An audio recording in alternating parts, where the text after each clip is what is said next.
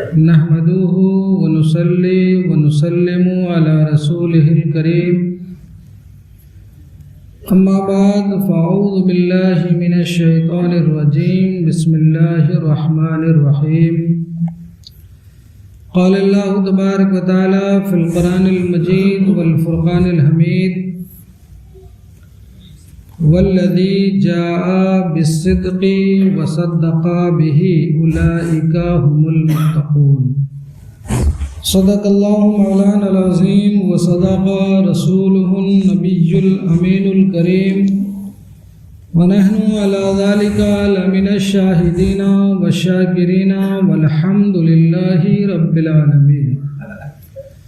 معزز سامعین، آئیے ہم اور آپ مل کر سب سے پہلے اپنے آقا و مولا ارواحنا فدا حضور تاجدار مدینہ سرکار دو عالم صلی اللہ تعالی علیہ وسلم کی بارگاہ بے کس پناہ میں عقیدت و محبت کے ساتھ درود پاک پڑھیں۔ اللہم صلی علی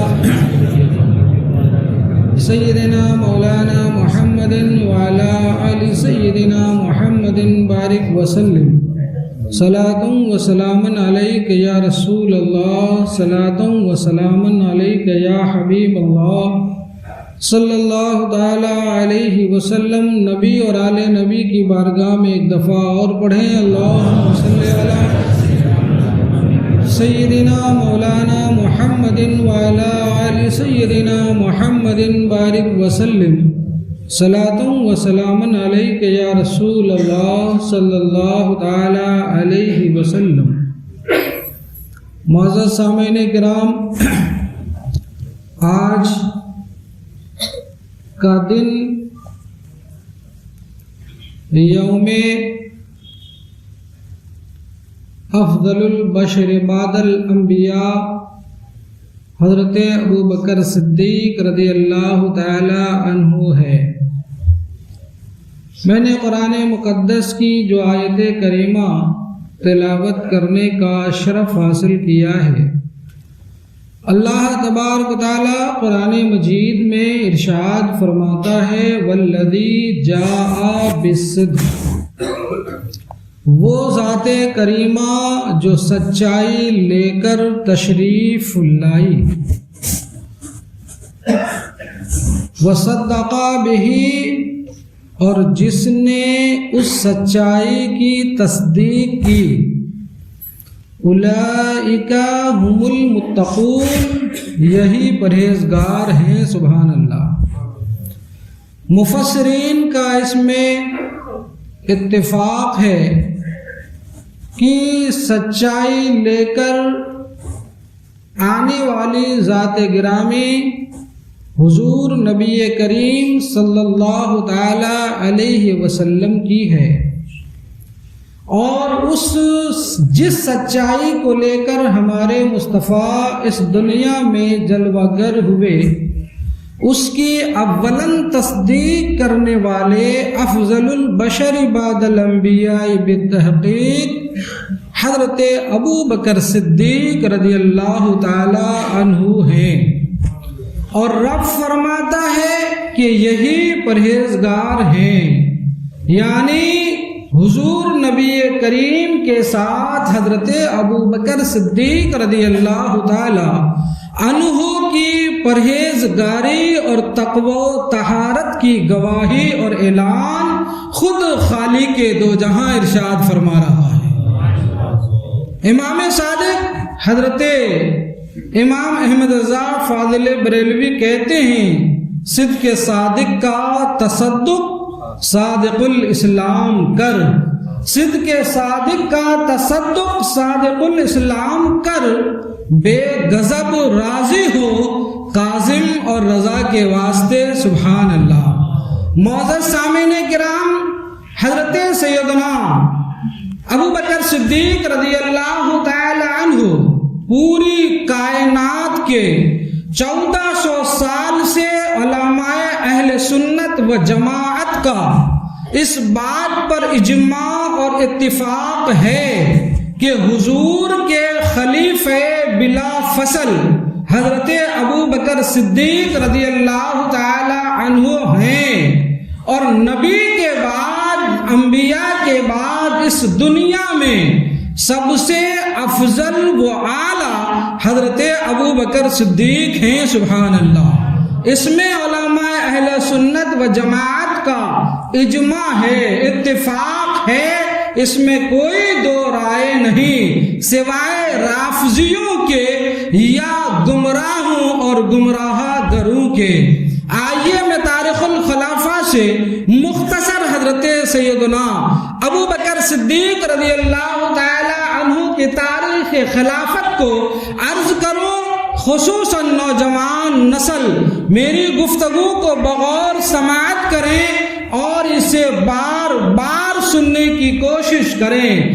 حضرت حضور نبی کریم صلی اللہ تعالی علیہ وسلم کی جب وفات ہو گئی تو سرکار کے اس ظاہری زندگی سے پردہ فرما لینے کے بعد صحابہ کرام رضوان اللہ تعالی علیہم اجمعین کی ایک جماعت جس میں اجل صحابہ موجود تھے، حضرت سعد ابن عبادہ رضی اللہ تعالی عنہ کے گھر جمع ہوئے، اور اس کے راوی حضرت ابو سعید خدری رضی اللہ تعالی عنہ ہیں۔ آپ فرماتے ہیں کون؟ یعنی حضرت ابو سعید خدری رضی اللہ تعالی عنہ فرماتے ہیں کہ حضور کے وصال کے بعد کچھ صحابہ جس میں بڑے بڑے صحابہ تھے حضرت سعد ابن ابو عبادہ کے گھر جمع ہوئے اور خلافت پر گفتگو ہونے لگی کہ حضور کے بعد حضور کا خلیفہ کون بنے۔ ایک انصاری صحابی کھڑے ہوئے، انہوں نے تقریر فرمائی کہ آپ تمام صحابہ کو معلوم ہے کہ حضور نبی کریم صلی اللہ تعالی علیہ وسلم جب بھی کسی امر اور معاملے میں کسی کو عامل مقرر فرمایا کرتے تھے تو ایک مہاجر صحابی کے ساتھ انصار کو بھی ساتھ لیا کرتے تھے، لہذا حضور کے خلیفہ میں ایک مہاجر اور ایک انصار میں سے ہو۔ اس کے بعد ایک صحابی اور کھڑے ہوئے، انہوں نے بھی اسی طریقے کی تقریر فرمائی۔ جب وہ یہ تقریر کر کے بیٹھے تو حضرت زید بن ثابت رضی اللہ تعالی عنہ کھڑے ہوئے اور آپ نے ارشاد فرمایا، اے لوگوں، آپ کو معلوم ہے کہ حضور نبی کریم صلی اللہ تعالی علیہ وسلم مہاجرین میں سے تھے، لہذا حضور کا خلیفہ بھی مہاجرین ہی سے ہوگا، مہاجرین ہی سے ہوگا۔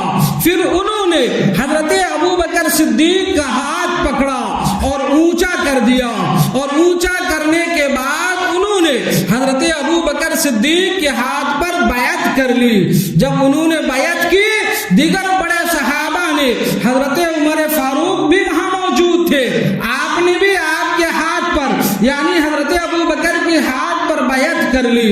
اس کے بعد حضرت افضل البشر بعد الانبیاء حضرت ابو بکر صدیق کھڑے ہوئے، آپ نے خطبہ فرمایا۔ دوران خطبہ آپ نے جب مجمع پر نظر ڈالی تو دیکھا کہ حضرت زبیر رضی اللہ تعالی عنہ نظر نہیں آتے، جو حضور کی پھوپھی کے صاحبزادے تھے، یعنی حضور کے پھپھیرے بھائی تھے، جسے آپ پھوئی یا پھووا کہتے ہیں، پھوئی کا لڑکا تھے۔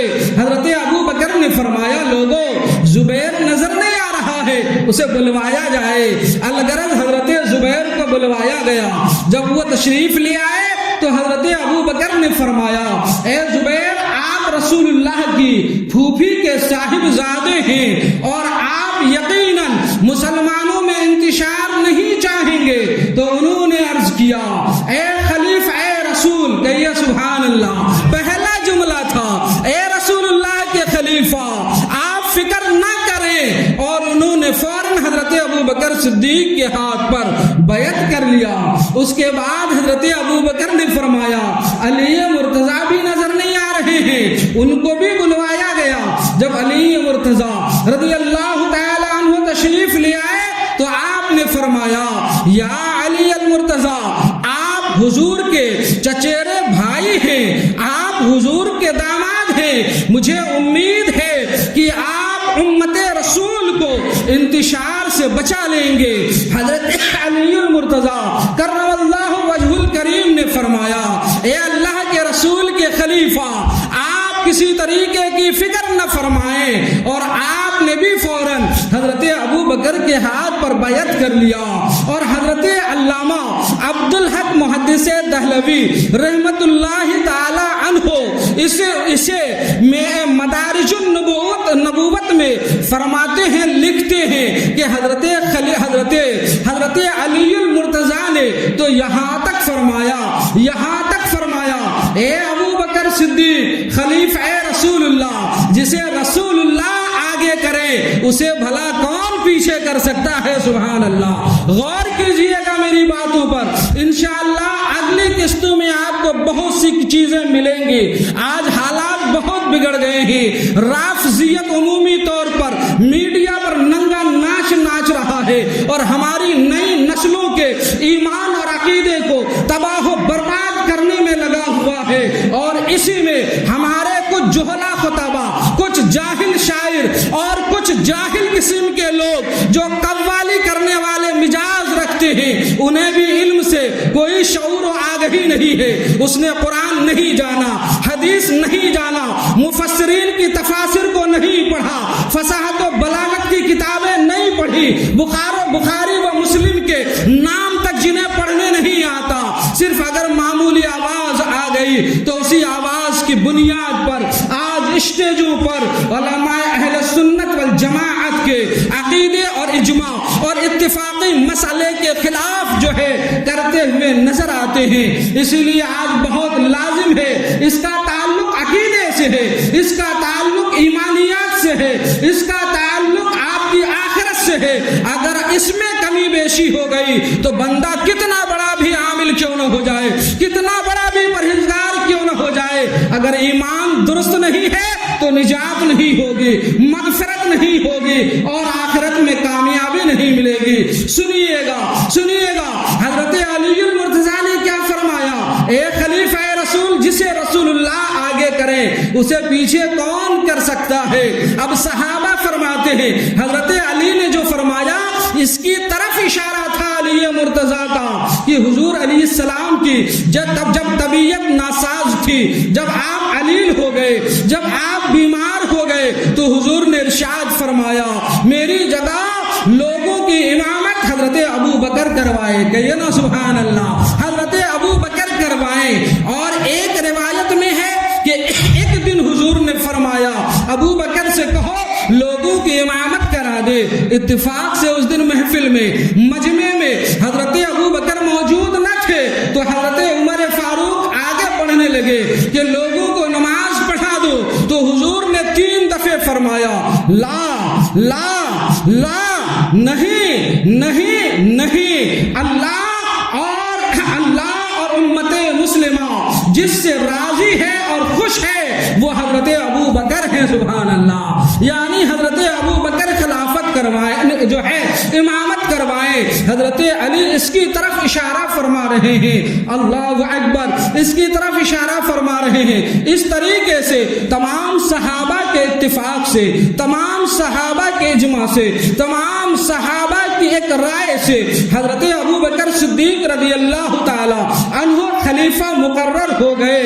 آپ خلیفہ اول ہیں، اور تمام علماء کا اس بات پر اتفاق و اجماع ہو گیا کہ خلیفہ اول حضرت ابو بکر صدیق ہیں۔ ہم اور آپ جب سے پیدا ہوئے ہوش سنبھالے، ہمارے باپ نے ہوش سنبھالا، ہمارے دادا نے ہوش سنبھالا، ان کے باپ نے، ان کے دادا نے، اسی طرح سارے لوگوں کا حال عالم ہے۔ 1400 سال سے لے کر آج تک آپ کے جمعے کا خطیب منبر رسول پر کھڑے ہو کر جب جمعے کا خطبہ دیتا ہے تو وہ یہی کہتا ہے افضل البشر بعد الانبیاء بالتحقیق ابی بکر صدیق رضی اللہ تعالی عنہ۔ سب سے پہلے نام خطبے میں حضرت ابو بکر صدیق کا لیا جاتا ہے، اس لیے حضرت ابو بکر صدیق سے پہلے کسی کے لیے خلافت کا ماننا گمراہی ہے، ایمان کے خلاف ہے، عقیدے کے خلاف ہے، اجماع امت کے خلاف ہے، اتفاق علماء کے خلاف ہے،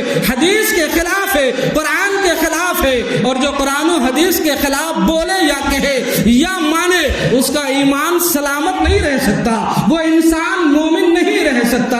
آئیے تو ذرا سنیں تو حضرت عمر فاروق حضرت ابو بکر صدیق کو کیا کہتے ہیں، علی مرتضیٰ ابو بکر صدیق کو کیا کہتے ہیں، دیگر صحابہ ابو بکر کو کیا مانتے ہیں، حضور کی ظاہری زندگی میں صحابہ حضرت ابو بکر کو کیا درجہ دیتے ہیں۔ احادیث کریمہ اٹھائیے، تاریخ الخلفاء پڑھ ڈالیے، بہقی سے، سنن بہقی اور دیگر ابن عساکر وغیرہ کی روایتوں سے اس کتاب میں مکمل دلائل کے ساتھ روایتیں موجود ہیں۔ اللہ اکبر۔ حضرت عبداللہ ابن عمر رضی اللہ تعالی عنہ فرماتے ہیں کہ حضور کی ظاہری زندگی میں ہم تمام کے تمام حضور کے بعد سب سے زیادہ افضل و اعلیٰ حضرت ابو بکر کو مانتے تھے، پھر اس کے بعد حضرت عمر فاروق کو، اس کے بعد حضرت عثمان غنی کو، اس کے بعد حضرت علی مرتضیٰ کو، پھر صحابہ کو ان کے حال پر چھوڑ دیتے تھے، یعنی کسی کو ہم کسی پر فضیلت نہیں دیتے۔ یہ حضرت عبداللہ ابن عمر فرماتے ہیں۔ اللہ اکبر۔ سنیے اور آگے روایت سنیے۔ حضرت عمر فاروق رضی اللہ تعالی عنہ اس حدیث پاک کے راوی ہیں۔ آپ خود فرماتے ہیں کہ حضور نبی کریم صلی اللہ تعالی علیہ وسلم کے بعد اگر کوئی تمام امت مسلمہ میں اول افضل اعلیٰ اور بہتر و خیر ہے تو حضرت ابو بکر صدیق رضی اللہ تعالی عنہ ہیں۔ یہ تو خلیفہ دوم حضرت عمر کی سنا آپ نے، خود نبی دو جہاں صلی اللہ تعالی علیہ وسلم ارشاد فرماتے ہیں، اے لوگو الا خبردار سن لو، ہوشیاری اور بیداری کے ساتھ سن لو کہ اس جہاں میں سورج کبھی بھی جب بھی طلوع ہوا یا جب بھی غروب ہوا، یعنی اس دنیا میں حضرت ابو بکر صدیق سے زیادہ افضل و اعلیٰ شخص پر سورج نہ تو غروب ہوا نہ تو طلوع ہوا، یعنی مطلب یہ ہے کہ سارے جہاں میں لوگوں میں انبیاء کے بعد سب سے افضل و اعلیٰ حضرت ابو بکر صدیق ہیں۔ سبحان اللہ۔ حضرت ابو بکر صدیق ہیں۔ اور حضرت ابو منصور بغدادی رحمت اللہ تعالی علیہ عقائد کی کتابوں میں تحریر فرماتے ہیں، علامہ کا اور پوری امت مسلمہ کا اس بات کے اوپر اجماع اور اتفاق ہے۔ اجماع اور اتفاق کیا ہے؟ اجماع اور اتفاق یہ ہے کہ سب سے افضل و اعلیٰ، سب سے بہتر اور خیر تمام لوگوں میں حضرت ابو بکر صدیق رضی اللہ تعالی عنہ ہیں۔ ان کے بعد حضرت عمر فاروق رضی اللہ تعالی عنہ ہیں۔ ان کے بعد حضرت عثمان غنی، ان کے بعد حضرت علی مرتضیٰ، ان کے بعد پھر دوسرے عشرہ مبشرہ میں جو 6 صحابی بچ جاتے ہیں وہ صحابہ، ان کے بعد پھر اصحاب بدر یعنی جنگ بدر میں حاضری دینے والے صحابہ، ان کے بعد اصحاب احد یعنی جنگ احد میں حاضری دینے والے صحابہ، ان کے بعد بیعت رضوان یعنی بیعت رضوان میں حاضری دینے والے صحابہ، اور ان کے بعد حضور کے صحابہ کائنات کے سارے لوگوں میں افضل و اعلیٰ ہیں۔ سبحان اللہ۔ افضل و اعلیٰ ہیں۔ یہ کسی عام شخص کی تحریر نہیں بتا رہا ہوں، جو ہمارے اور آپ کے پورے دنیا کے لوگوں کے مسائل عقائد میں جسے امام کہا جاتا ہے حضرت ابو منصور بغدادی رحمت اللہ تعالی علیہ، وہ یہ ترتیب بیان فرماتے ہیں۔ اللہ اکبر۔ اب جو اس کے خلاف کرے یا اس کے خلاف نعرہ دے یا اس کے خلاف ذہن رکھے یا اس کے خلاف عقیدہ رکھے، یقیناً وہ اہل سنت و جماعت، یقیناً وہ صراط مستقیم سے ہٹا ہوگا، یقیناً اس کا ایمان درست نہیں ہوگا، یقیناً اس کا عقیدہ درست نہیں ہوگا، یقیناً وہ راہ نجات کا جو ہے راہی نہیں ہوگا۔ لہذا مسلمانوں، چاہے جس طرح کی جتنی بھی آوازیں اٹھ جائے اور آ جائے، ہم تمام علماء اہل سنت، تمام عوام اہل سنت، تمام امت مسلمہ کا اس بات پر اتفاق ہے کہ حضرت ابو بکر صدیق افضل البشر بعد الانبیاء ہیں، افضل البشر بعد الانبیاء ہیں اور صبح قیامت تک رہیں گے۔ صحابی اس شخصیت کا نام ہے، صحابی ہونا ہی اپنے آپ میں بہت بڑی فضیلت اور بڑا کمال ہے، جس شخص نے ایمان کی حالت میں حضور نبی کریم صلی اللہ تعالی علیہ وسلم کے رخ زیبا کی زیارت کری اور ایمان کی حالت ہی میں اس دنیا سے وہ گئے، اس شخصیت کا نام صحابی ہے۔ سبحان اللہ۔ اور اللہ نے قرآن میں تمام صحابہ کے لیے جنتی ہونے کا وعدہ فرما لیا ہے، وعدہ فرما لیا ہے۔ ذرا حضرت ابوبکر صدیق کا مقام تو دیکھیے، خود حضرت عمر فاروق فرماتے ہیں، حدیث پاک میں روایتوں میں آتا ہے، ایک دفعہ حضرت عمر فاروق اور حضرت ابوبکر صدیق رضی اللہ تعالی دونوں کے آپس میں کچھ کہا سنی ہو گئی، کہا سنی ہونا تھا۔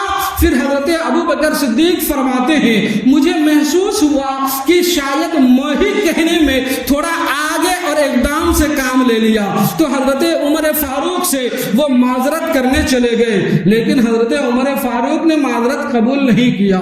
تو حضرت ابوبکر صدیق نبی کریم صلی اللہ تعالی علیہ وسلم کی بارگاہ میں آئے اور سارا واقعہ کہہ سنایا۔ حضرت میرے آقا علیہ الصلوۃ و تسلیم فرماتے ہیں ابو بکر سے، ابو بکر اللہ تمہیں معاف کرے، اللہ تمہیں معاف کرے، اللہ تمہیں معاف کرے۔ 3 مرتبہ فرمایا۔ ابھی کچھ ہی دیر گزری تھی کہ حضرت عمر فاروق بھی محفل میں آئے، آ کر سلام کیا، سلام کر کے ابھی کھڑے ہی ہوئے تھے، محسوس ہوا کہ حضور ناراض ہے، چہرے پہ غضب کے آثار نظر آ رہے ہیں، چہرے پہ ناراضگی کا رنگ جھلک رہا ہے۔ حضرت عمر فاروق سمجھ گئے، اپنے گھٹنوں کو موڑا، حضور کے گھٹنے کے سامنے بیٹھا، نگاہیں جھکائی، شرمیلی اور لجاجت والی آواز سے عرض کرتے ہیں یا رسول اللہ غلط میں ہی تھا، یا رسول اللہ میرے ہی زیادتی تھی، میں حضرت ابو بکر سے معافی اور عذر کا خواہاں ہوں اور عذر معذرت چاہتا ہوں۔ اللہ اکبر۔ حضور نے فرمایا اے ابو بکر، حضور نے فرمایا اے عمر، تم لوگ میرے لیے میرے دوست کو چھوڑ دو، اس لیے کہ جب اللہ تبارک و تعالیٰ نے دنیا میں مجھے مبعوث فرمایا تو تم لوگوں نے مجھے جھٹلایا، لیکن میرے دوست نے میری تصدیق فرمایا۔ سبحان اللہ۔ قرآن بھی تو یہی کہتا ہے، قرآن بھی تو یہی کہتا ہے، ابو بکر نے مجھے میری تصدیق کی۔ جب تم لوگوں نے اپنا مال خرچ کرنے میں مجھ پر بخالت سے کام لیا تو ابو بکر نے اپنا مال اور اپنی جان میرے اوپر لٹا دیا۔ سبحان اللہ، لٹا دیا۔ اور آگے نہیں سنتے، سنیے، حضرت عقیل ابن ابی طالب رضی اللہ تعالی عنہ، حضرت عقیل حضرت ابی طالب کے بیٹے ہیں، ان سے اور حضرت ابو بکر سے جب کوئی بات ہوتی ہے تو حضرت عقیل ابن ابی طالب نے حضرت ابو بکر صدیق کو بڑا کھرا کھوٹا سنا دیا، ناراض ہوئے ہوں گے، سنا دیا، لیکن حضرت ابو بکر نے سوچا یہ حضور کے خاندان کے ہیں، حضور کے رشتہ دار ہیں، حضور کے قریبی ہیں، حضور کے نسبت کی بنیاد پر حضرت ابو بکر نے وہاں تو کچھ نہ کہا، لیکن حضور کی بارگاہ میں آئے اور سارا قصہ سنا دیا۔ سارا قصہ سنانا ہی تھا۔ حضور علیہ السلام صحابہ کے مجمع میں کھڑے ہو گئے اور کھڑے ہو کر خطبہ دینا شروع فرمایا اور ارشاد فرمایا اے لوگوں سن لو، کان کھول کر سن لو، خبردار سن لو، میرے آقا فرماتے ہیں خبردار ہو کر سن لو، تمہاری کیا حیثیت ہے اور ان کی کیا حیثیت ہے، تم کیا جانو۔ اللہ کی قسم مجھے وحدہ لا شریک کی، میں تمہارے دروازوں پر اندھیرا دیکھ رہا ہوں، لیکن ابو بکر کے دروازے پر نور کی بارشیں ہو رہی ہے۔ سبحان اللہ، نور کی بارشیں ہو رہی ہے۔ اللہ اکبر۔ اور سنو، جب تم لوگوں نے مجھے جھٹلایا تو ابو بکر نے میری تصدیق کی، جب تم نے بخالت سے کام لیا تو ابو بکر نے مجھ پر خرچ کیا، اور میرے اوپر اپنا مال خرچ کیا۔ اور حضور علیہ السلام فرماتے ہیں جن لوگوں نے مجھ پر خرچ کیا میں نے دنیا میں سب کے احسان اتار دیے سوائے ابو بکر کے۔ کہیں مسکراتے ہیں، فرماتے ہیں سب کا مال میں نے عطیہ اور ہدیہ سمجھ کر خرچ کیا، لیکن جب ابو بکر کی طرف سے مال آیا تو میں نے اسے اپنا ہی سمجھ کر خرچ کیا۔ سبحان اللہ۔ کہیں فرماتے ہیں ابو بکر غار میں تم میرے ساتھ ہو، حوض کوثر میں بھی تم میرا ساتھی رہو گے۔ سبحان اللہ۔ یہ کون کہتے ہیں؟ یہ میرے مصطفیٰ کہتے ہیں، میرے نبی کریم کہتے ہیں، نبی رحمت للعالمین کہتے ہیں، نبی معظم کہتے ہیں، شفیع امم کہتے ہیں، خود آقائے دو جہاں اپنے غلام کو یہ مقام عطا فرماتے ہیں۔ جو آقا غلام کو یہ مقام سے نواز دے، ہم میں اور آپ میں یا دنیا میں کوئی ایسا مائی کا لال نہیں جو ان میں تفریق کرنے لگے۔ حضرت عمر فاروق فرماتے ہیں، حضرت عمر فاروق فرماتے ہیں، حضرت علی بھی فرماتے ہیں، دونوں کا قول ہے، اور دونوں کا قول ہے کہ جس نے بھی حضرت ابو بکر سے کسی اور کو فضیلت دی وہ کذاب ہے۔ کیا ہے؟ کاذب نہیں، کذاب، بہت بڑا جھوٹا۔